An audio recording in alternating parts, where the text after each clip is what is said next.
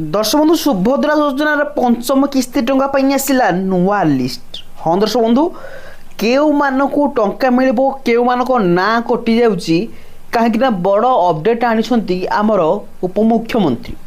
हाँ दर्शक बंधु पूर्वर जो माने पैसा पाउथिले सेतिरे बहुत जन अयोग्य हिताधिकारी रही जाइछंती तो सेमानको ना वर्तमान कटा जिवो एवं पंचम किस्ती जो माने पाइबे सेमाने केवल योग्य हिताधिकारी पाइबे।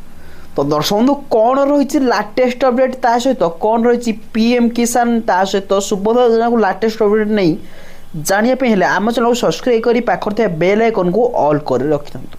तो दर्शक बंधु डेरी नगर चलते वीडियो को स्टार्ट करने चैनल को जब प्रथम थर पर आसते तेज आम चैनल को सब्सक्राइब कर पाखे बेल आइकन को ऑल कर रखि।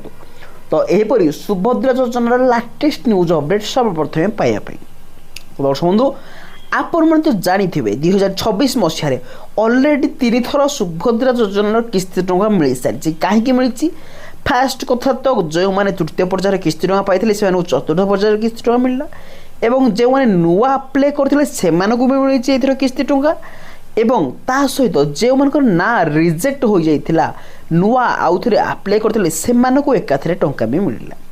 तो दर्शक बंधु कहिया माने ए जे सरकार बाछी बाछिका समस्त योग्य हिताधिकारी मानक खोजिकी पैसा दौरान एवं एथि देखिए बहुत माँ भूणीकर ना कटि जाइए। हाँ दर्शक बंधु कहीं जो मैंने अयोग्य हिताधिकारी योग्यता नहीं पैसा पाना माने पैसा पाइबार योग्यता नहीं से नाटी एठारे कटाई दि जाए कारण से लिस्ट रे आसुना।